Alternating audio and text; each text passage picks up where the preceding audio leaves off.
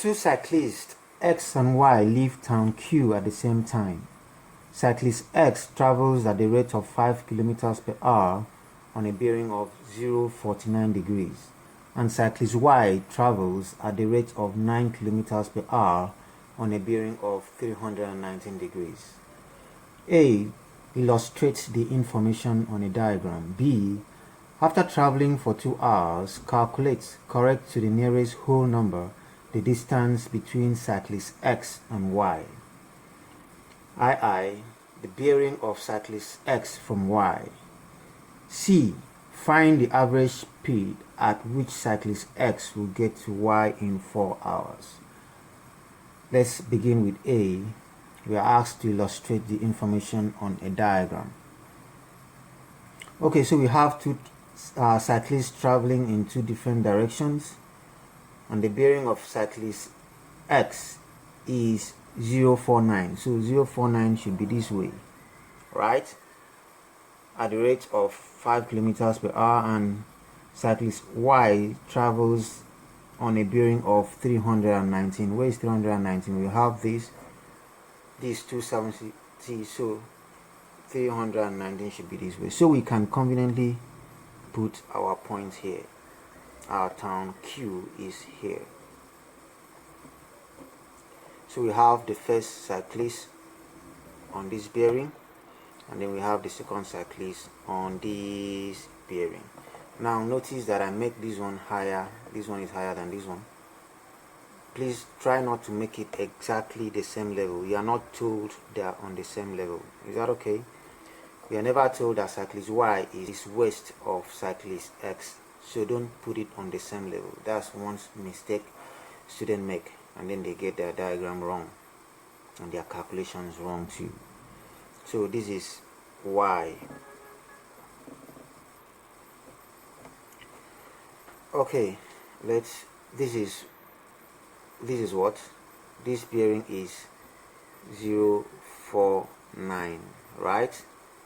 Okay, that means this is what 049. Why?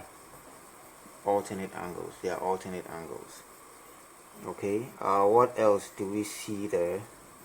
Let's still stay here. This bearing, this Y is on a bearing of what? 319. So the whole of this is 319. 319. We're still trying to put it on a diagram. So if this is 319, what will this place be?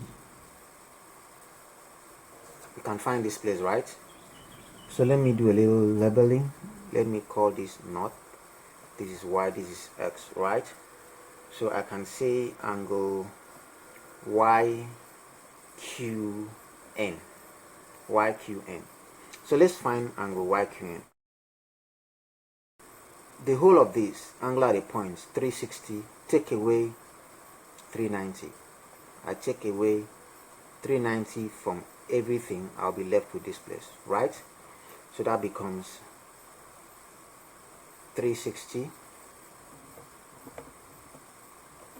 minus 319.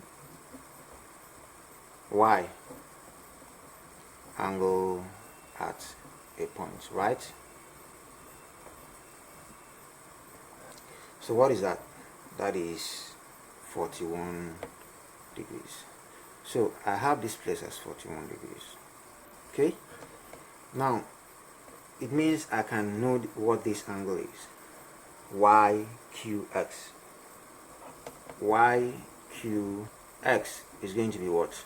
It's going to be 41 degrees plus 49 degrees. And what is that? That is 90 degrees. So this place is 90 degrees. You see? Seems our work is going to be easy. Okay, so we have that. And what else can we get? We can get this place. We know this place to be 49, so this place should be what? I can label this tiny place as E. This west, rather. This is west, right? Not east, southwest. So I can say WXQ. So let's do WXQ should be what? The whole of this, that is 90, minus 49. What's 90 minus 49? That is 41 degrees. So this place is 41 degrees. So I have this place. But let's take note that this is how our triangle is. This is our triangle. I've not gotten this angle. Just imagine we made the mistake of putting this y exactly here. We would have just assumed that this angle is 41. Remember, the whole, at the end, ultimately everything, you'll be calculating things based on triangle like we have here. So the end is to get a triangle. Don't get this triangle, please. You get your work wrong. Is that okay? Always avoid making exactly on the west, north, south, east. Just avoid it until you are told it is so. Except you are told it is so. Is that okay? Okay, so I think we've done most of the job. Okay, the X traveled at a speed of 5 kilometers per hour. Let's write that. While Y traveled at a speed of 9 kilometers per hour. So I can say we are done with A. We've represented every piece of information from the question on the diagram. So that is our A. Let's go to B. Okay, B says, after traveling for 2 hours, calculate, correct to the nearest whole number, the distance between cyclist X and Y. So what that means is Y traveled for 2 hours and X traveled for 2 hours. Now this is their location. What distance do we have here? Remember, this is a right angle triangle. And then we have this as 9 kilometers per hour and these as 5 kilometers per hour. What can we do? We can walk with kilometers per hour, that's speed. But we have a rule that can make us walk with distance. So all I have to do is convert this 5 kilometers per hour to distance and this to distance. And then we will use Pythagoras theorem and then find this as the hypotenuse. Is that okay? This the diagram. This is it.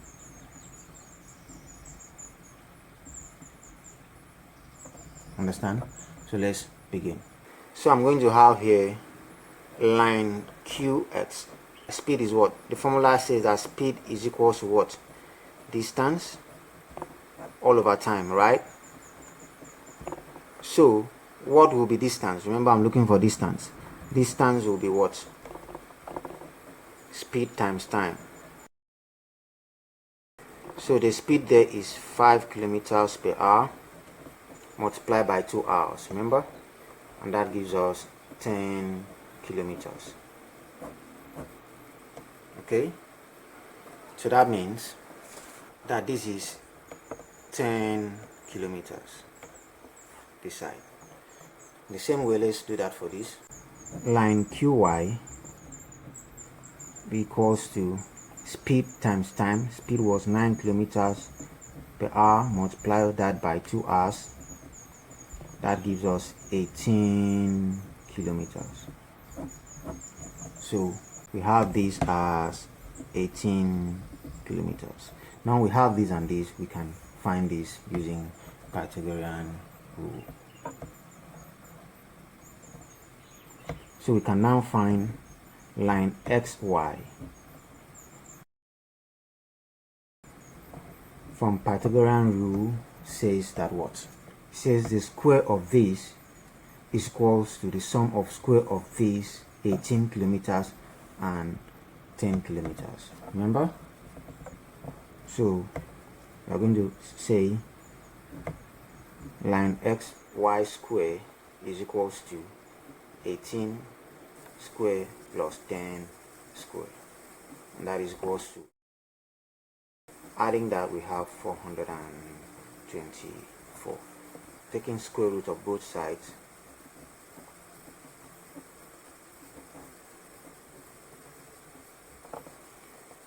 square will cancel square root, so we have line XY is equals to the square root of 424 is 20.95 kilometers. So that is our answer. But remember, we are told to convert it to the nearest whole number. So that will be equals to whole number. This is where our whole number stops. So before we discard the next digit, is it up to 5? The next digit up to 5? Yes, it is up to 5. So you cannot just throw it away. It has to drop 1 to the preceding digit. So that becomes 21 kilometers. That is our answer. Okay, BII says find the bearing of cyclist X from Y. So when you are measuring things and they say you take a measurement from a particular place, that's where you stand to you stand there to take your measurement. So we are going to stand there and find this bearing. So we are looking for this. But notice that there is a tiny angle here. See why you can't afford to put it here? We would have just assumed that this is 90. See, would have just given us 90, but it's more than 90 by this little tiny angle. Let me call that angle Y. Is that okay? So once we can find Y, we add it to 90, and that's our answer, the bearing of X from Y. But this Y is not part of our triangle, so what can we use to find it? Look at here. This angle here, this little angle, is alternate to Y. If I can find this, it is equals to Y, then I have my Y and I add it to 90 to get the answer. Is that okay? All I need to do is find this little angle here. But I can't find it in isolation. I have to find this. If I find this big angle, because it is part of a triangle, and that's the only way I can get it, getting it from the triangle, I can subtract 41 from the answer I have, and I'll be left with that angle. Do you understand what I said there? This entire angle, if it is 100 for instance, and I subtract 41 from it, I'll be left with this other side. So let's find this angle. This angle is YX cubed. Let's go ahead and do that. Now remember, this is a right angle triangle. So we should not have any problem finding this angle, knowing that this is 10 and this is what? 18. Let's go ahead and do that. So what relationship exists between this angle, the opposite, and the adjacent? Tan, TOA, remember? So I have tan X is equals to opposite 18 divided by 10, opposite divided by adjacent, and the answer is 1.8. So my X will be equals to tan 1.8, and what's the answer? 60.94 degrees. That is our X. That is this place here. Okay? So I have this place now. I'm looking for this place. What do I do? 60.94 minus 41. That will give me this little place here. Is that okay? So I will say angle YXW, that is that little place, is equals to 60.94 minus 41, and that is 19.95 degrees. So that is this little place. So I can now say that Y is equals to 19.95 alternate angles. Y is equals to 19.95 degrees. Okay, but that is not our answer. Remember, we've only gotten this place. We are looking for this entire angle. So our bearing will now be 90 plus 19.95. So the bearing of X from Y will now be 90 degrees added to angle YXW. YXW, this place here. That becomes 90 degrees plus, what is that answer? 19.95 adding them together, that gives you 109.95 degrees. But remember, we are told to convert it to the nearest whole number, so this is where our whole number stops. This is up to 5, so I'm going to add 1 here. That becomes 10 carry 1, this becomes 1, so the answer becomes 110 degrees to the nearest whole number. That is our answer. The C part says find the average speed at which cyclist X will get to Y in 4 hours. The speed from here to here, okay, in 4 hours. It's simple. What is speed? Speed is simply distance over time, right? So what distance are we looking at? The distance between X and Y, and we already gotten that to be 20.95. Don't use the approximated answer, so that becomes 20.95. What time are we looking at? 4 hours. So dividing that, your answer is 5.2375 kilometers per hour. So that is our answer.